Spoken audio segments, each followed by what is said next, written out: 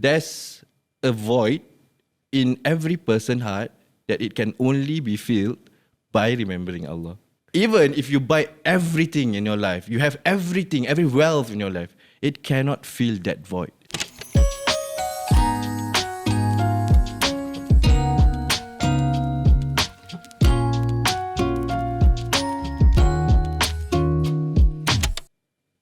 Assalamualaikum warahmatullahi wabarakatuh. Welcome to Season 2 of Tune Islam, a podcast for Singapore Muslim millennials on Islamic faith, love and happiness. Here's where we share spiritual guidance and exchange practical insights to inspire positivity and uplift our well-being. My name is Azzah Fariha and I will be your host for today. With us here today, we have Ustaz Faritz from Azzah Youth Network. Assalamualaikum Ustaz. Waalaikumsalam warahmatullahi wabarakatuh. He is also the head of religious guidance and community development at Masjid Al-Falah. He loves to connect with youths and help to guide them and empower them towards becoming compassionate and caring members of society. Welcome to the podcast, Ustaz. Thank you for having me, Azzah. Now, let's picture this. It's 6 o'clock, you have just knocked off work, you're tired and you're on the way home. While you wait for the bus or the train, there's so many people around you, it's so crowded. People are pushing you, people are inching towards you and you're shoulder to shoulder with a lot of people. Now, you start to feel a sense of emptiness or hollowness. You should feel grateful because there's a lot of things you should be grateful for, but at the same time, you feel that there's much more to life than the routine. Why is that so, Ustaz? Have you felt something like this before? An emptiness that you personally have experienced? What was it like for you? Wow, thank you, Azzah, for the very beautiful analogy or example. Maybe let us unpack what is emptiness, right? Yeah. I think every one of us, when we say emptiness, can bring different meanings, right? When I try to Google, to understand what people understand about emptiness, I see three keywords that they put. Some people, when they say they feel empty, they felt empty. Number one is they feel lonely. Okay. There are some sense of loneliness in their life, right? That's number one. Number two is lack of motivation to continue their life, to continue whatever they want to do. And another one is feeling mundane, having to follow routine. Yeah. So, as for me, I think when I say emptiness, sometimes I felt lonely. Being an ustaz, we have a very full and packed schedule, Sometimes at night, I felt that kind of feeling usually at night before I sleep, right? Even though, I pray every day, for example, or maybe I read Quran every day. But that emptiness still will always creep in my heart. So you feel like discouraged or like you question the purpose of you working in this line, whether is it really right for you or not, right? Yes, and the lack of motivation to continue what I do. And my schedule is packed until the end of the year, right? And do I have to stop this or do I have to continue? This is very personal for me, but yeah, this is what I felt and I thought this is what emptiness felt. Or the definition of emptiness that I want to bring and share today. Yeah.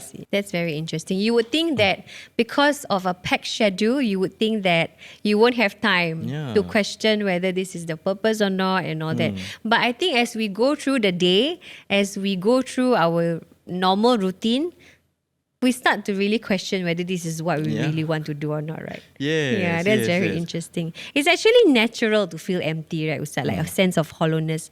Like even when we don't get, because of how busy we are, our work, and when we come back, we have to take care of the children and toddlers, get them ready for bed, get their meals ready and all that. And we as parents, we don't get enough nutrition, for example. Yeah. We don't even have time to breathe and eat properly. We have to always rush through our meals. And our body reacts by becoming sick. Does emptiness work the same way? Is it a sign that we are not doing something right or we are not putting enough time to care for us in our lives? Do you think so?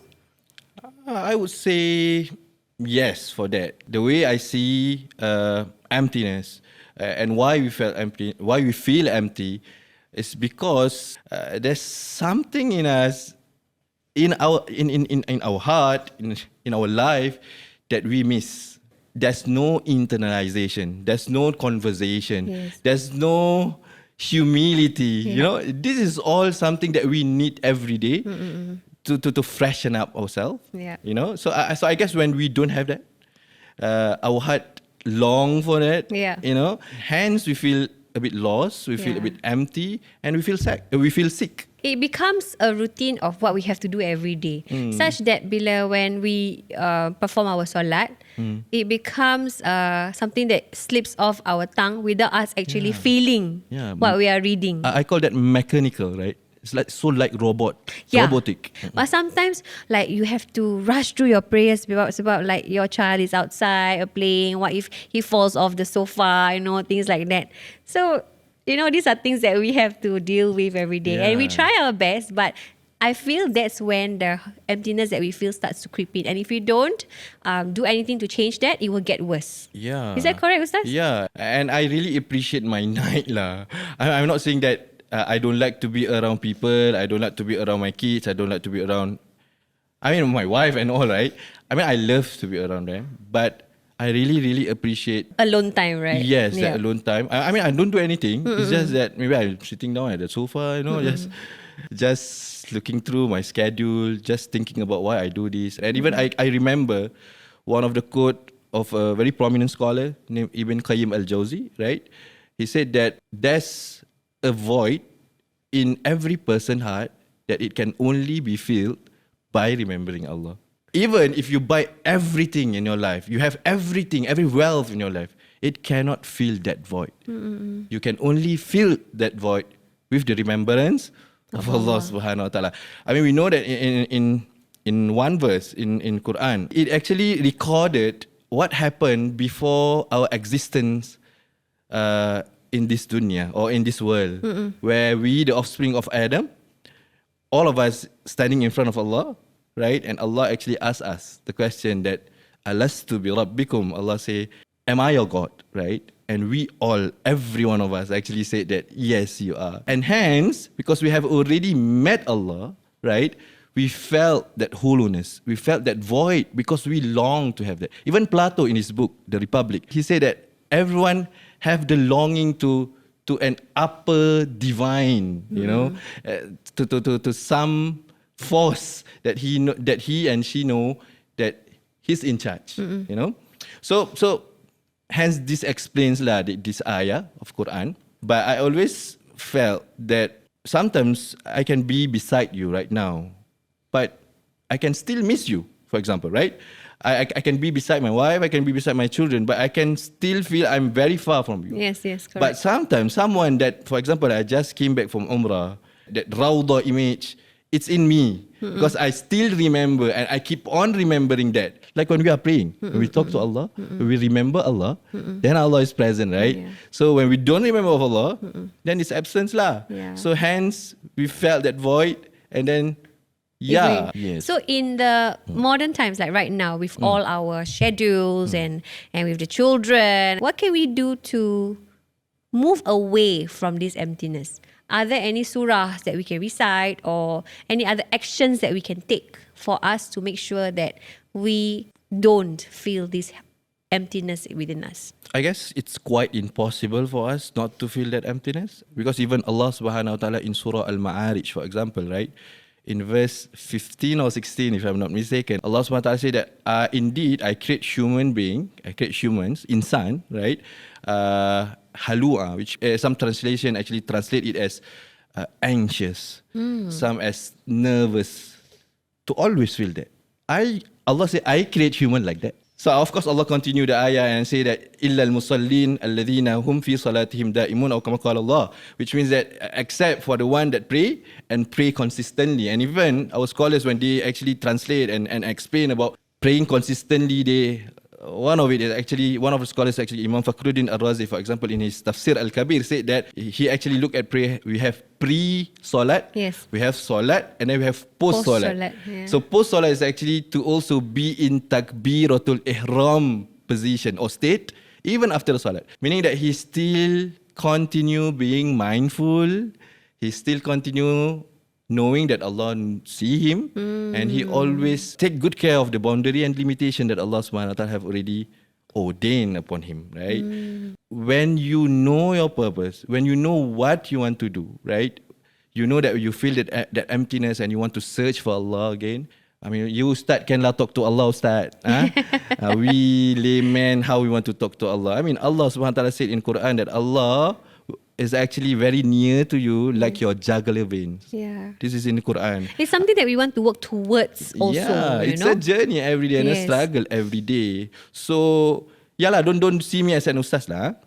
It's for all human beings, and we try our best to remember Allah. And when I say remember Allah, remember that doesn't have to la ilaha illallah only, right? Even when I'm talking right now, we are talking right now, we are having conversation right now, we are remembering Allah, right? Basically, we have to be conscious of, or mindful, as what you say. I think that's a very good word for now, being mindful. Most of the time we go through our lives, we are not mindful of our actions, our words, our state of mind. Yes. Yeah. So if we want to deal with this emptiness and for us to feel always fulfilled, we must always keep in mind of our actions, our behavior, and the words that we say. Maybe you can share with us a little bit about how this process, how does it help us to strengthen our relationship with Allah? Being the servant of Allah subhanahu wa ta'ala, right? I mean, Allah subhanahu wa ta'ala ordained us to do the right thing. And it's our responsibility, it's our role to do the right thing. But Allah doesn't promise us when we do the right thing, Allah will give us what we desire, what we want. We just strive our best, and we know that Allah is not the God that will ordain or decree something injusticely lah. Yeah.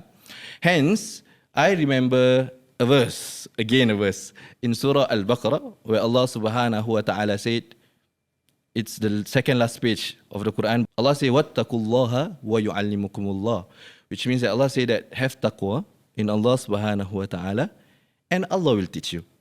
You do your best, Allah will do the rest, right?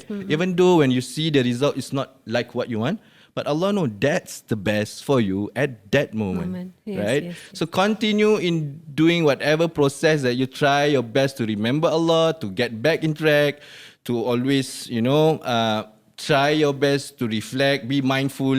So wattaqullaha wa yu'allimukumullah, and doing the best doesn't determine the result that we want, but rather Allah will give us the result that we need lah. Yeah, I don't know if macam tagline do your best, Allah will do the rest. Yes.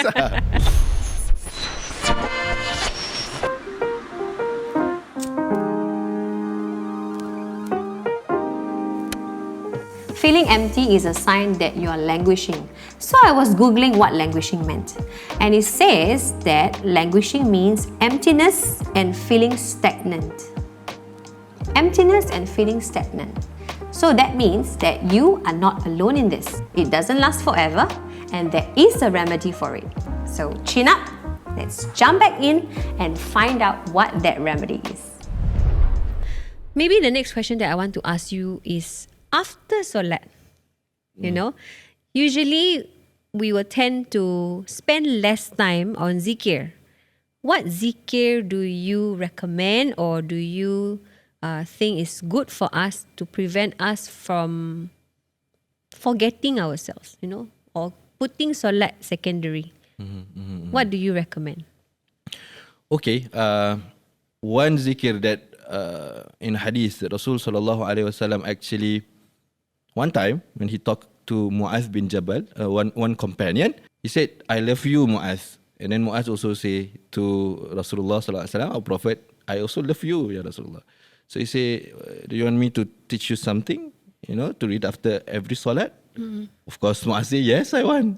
So Rasul sallallahu alaihi wasallam actually teach this dua, "Allahumma a'inni ala dhikrika wa syukrika wa husni ibadatik," which means, "Oh Allah, Allahumma a'inni, oh Allah, please help me, ala dhikrika, in remembering you." This is Rasulullah teaching Mu'adh bin Jabal, and Mu'adh bin Jabal, in the time of Rasul sallallahu alaihi wasallam, in the time of the lifetime of Prophet Muhammad, once Rasul sent Mu'adh bin Jabal to Yemen to be his ambassador, to be his relief lah. Rasul stay, Muaz go. Meaning that Muaz level of iman, Muaz level of remembering Allah shouldn't be questioned lah, right? But Rasulullah SAW still teach or taught Muaz bin Jabal this dua. So, Allahumma inna ala zikrika. Oh Allah, please help me in remembering you. Ala zikrika wa syukrika. And be grateful to you, oh Allah, right? Please help me, assist me, guide me to be grateful in a right manner, right?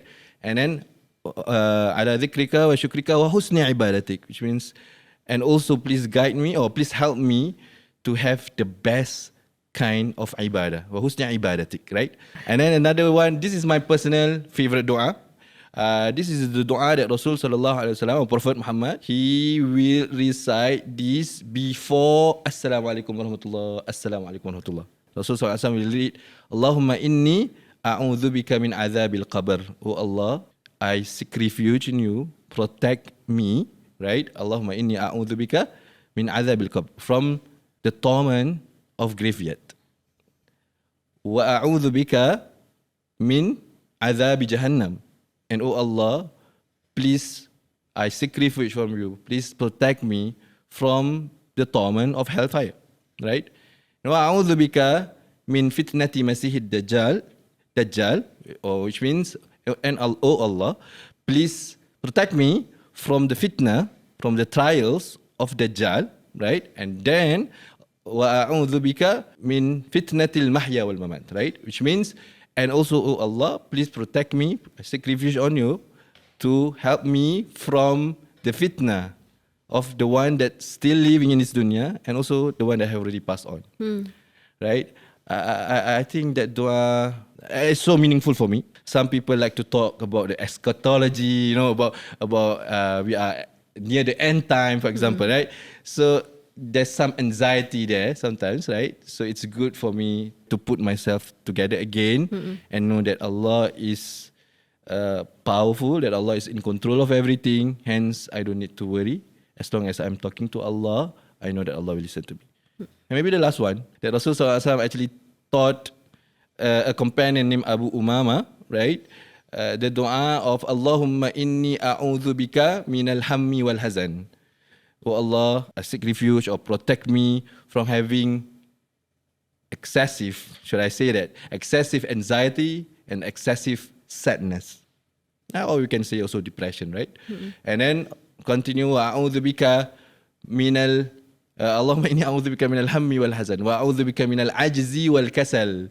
I am impressed with the dua, right? I just want to share. I hope you can relate with it. Rasul sallallahu alaihi wasallam, in this dua, Rasul sallallahu alaihi wasallam actually asked, Ya Allah, please protect me from weakness and laziness. And usually the word al-ajz, right? We will always relate that weakness with being at old age. But here, Rasul SAW paired the weakness with laziness. So meaning, laziness comes within us. So because in other dua, Rasul also actually taught about asking Allah SWT for protection from being too old. Rasul used the word al-haram. But here, Rasul used the word al-ajz, which means the weakness that comes within us. You know, sometimes we know about that. We know that salat we have to salat on time. Yes. But it's just because of our weakness. Yes. We can't fight ourselves. Correct. Never mind, salat later. Later. Correct. So that is the ajz that we are asking Allah for protection. It's good for us to also read that dua every salat lah. And of course, when we talk about remembering Allah, I guess just now also we have already talked about this or touched about this, right? On remembering Allah is not only when we say something, when we verbalize something, right? You see things happen in your life, some trials happen in your friend's life. It's not for us to say that he got a lot of sins, but how that trials can bring meaning in your life. So I guess that's also something that will help us feel the emptiness, you know what? Yeah. Thank you, Ustaz. That's very, very insightful for sharing with us 3 different du'as and also zikir that is good for us after salat. My next question to you and my last question to you will be, a lot of us are young adults with children. It's always tricky to know the right age where we can start to teach our children solat so that we are making sure that they don't feel the emptiness that we are talking about right now, today. What is a good age for us to start implementing solat to the young children? Okay, what I believe is children is a very unique parrot, right? Now my boy is 4 years old. 2 years old, he start to do his own solat already. And he knows when we will do our Maghrib prayer. And I don't even say that you have to, it's obligatory for you to pray, no, Ahmad. No, I never say that. Yeah. He do it himself. So I guess if you want to say when we should start, I guess as soon as the baby is in the womb, Yes. right? We have to start there. You know, we read Quran, we try our best, but of course we have some hadith, for example, right? Or some scholars that they practice that they say that you can actually start to tell your children to not miss their prayer at 7. So if you ask me, with my little experience, I would say that from baby, you know, just play in front of them. Always make solat part of your daily routine with them, and they will get it slowly, inshallah. Yeah. Now, how about you? I mean, what's your belief in this, you know? Nah, my experience is the same thing as you. We do our solat separately because most of the time I'm working. We only reach home at maybe 3 or 4, you know, and the kids finish school maybe like 5. After that, fetch them and all that. So the time that they see us solat is at night for Maghrib and Isha. Other than that, they don't see us. But I believe firmly in the ngaji and the always talking to Allah. When they grow up, they know that anything you want, you ask from Allah, because that's the first person you should ask from. Inshallah. Yeah. Inshallah. As parents in the modern world, we want to make sure that we don't force it on them as how we were when we were younger. We want them to understand the love for Allah first, and then slowly get you know, together and solat correct timing. Yeah, actually, that's nice, you know. I've taught a module actually. It's actually Al-Fatiha module, Tafsir Al-Fatiha, right? And actually, we talk about the second verse. I mean, the first verse is Bismillahirrahmanirrahim, and then Alhamdulillahi Rabbil Alamin, right? Alhamdu is actually all praise to Allah. So how I love how they actually unpack the Alhamdu there, when they say that how Imam An-Nawawi in his book actually wrote how Rasul Sallallahu Alaihi Wasallam manifests his gratitude to Allah Subhanahu Wa Taala. You are grateful to Allah Subhanahu Wa Taala because Allah is wonderful. Allah is really wonderful, right? And because of that, we want to be grateful to Allah. That's how also beautiful how you mold your children. And I think it's good. And I want to copy that, inshallah. MashaAllah. Thank you, Ustaz. Yeah. Maybe something that I can also just share with you is actually the theory of pi. It's actually PIE. And now, What's PIE, Ustaz? Yeah, this PIE theory comes from a woman, a lady named Mary Richmond. She's actually a social worker. She believes that human consists of these 3 things: physical, intellectual, and emotional. And we have to pay attention to all of these equally. And then when I read the book of Ustaz Hazrizal or Hazrizal Abdul Jamil, I love this author, by the way. He actually add S at the end of the pi. So it's pies. So S is for spiritual. So he said that, yes, we have to be balanced, and spiritual should be our anchor. So how also we see salat as an act, right, that will actually enhance our intellectuality, will enhance our emotion as well, can give us some stability, and also give us benefit in our physical health. Why we keep on repeating about salat today, right? It's because salat is something that is obligatory for us to do 5 times a day, and it's very near to us. Salat is when you restart again, to feel recharged again, and when you feel empty, to feel yourself again. You know? Yeah, because we are talking about how to combat the feeling of emptiness. Maybe you can share with us, lastly, how can we, or what can we contribute to people outside of our community, not just for us, but for others, to combat this feeling of emptiness? I guess before we talk about the community, we talk about the family first, right? How we as a person can always bring comfort to other people. And when I say bring comfort, it's not something that you have to, go humanitarian trip overseas. I mean, that's good lah, of course. But that That's should the bigger not be picture. the benchmark lah. Yes, You yes. can always be good to people around you, to your neighbors, for example. Being Muslim or not Muslim, smile at them. Every day going back after you stuck in MRT, shoulder to shoulder, now shoulder to shoulder with him in the lift, right? How are you, uncle? Yes, yes. How are you, sister? It will uplift your mood. It will actually help you from the feeling emptiness. At least I do something good lah today. Yeah. At least I serve people lah today. At least I add meaning to my life lah today. Imam Al-Ghazali, in his book, when he described the meaning of akhlaq, he doesn't describe the meaning of good akhlaq. He described about the word akhlaq. He said that akhlaq is when you do something, you act it subconsciously. Your immediate reaction. Yes, the very first thing you keluar when people hit you in the MRT, for example. Yeah. What's your what going through your mind? Yeah. At the point of time, that's your akhlaq, and that's what we want to Achieve good achieve, akhlaq. or we want to enhance. We want to get it better so that it can actually also help us to feel that emptiness. All right. Thank you so much, Ustaz, for the beautiful session. It has you been so much. very insightful, and I have learned a lot with Thank you so regards much. to Thank you so much for listening. Thank you so much. Thank you so much. with yeah. regards to the surah that we can, the dua that we can read, the zikir that we can read. And emptiness, I think, is one of those things we rarely talk about because we are supposed to feel grateful for what Allah has bestowed upon us. And we are not supposed to feel this way, but we cannot help because it's something that everybody feels. And as you have shared with us earlier on, Allah has always, when He created us, He put feelings or emotions of nervousness, of anxiety within us. And I think that is something that everyone goes through at some point in their lives. And what you have shared today with us actually really helped us to make sure that we have ways or there are measures to combat these kind of feelings. I think a lot of people will also find it very helpful, Ustaz. Hopefully. Yes. Now, thank you so much for listening. If you like this episode, please follow Tune Islam, share, and stay tuned for more. Assalamualaikum.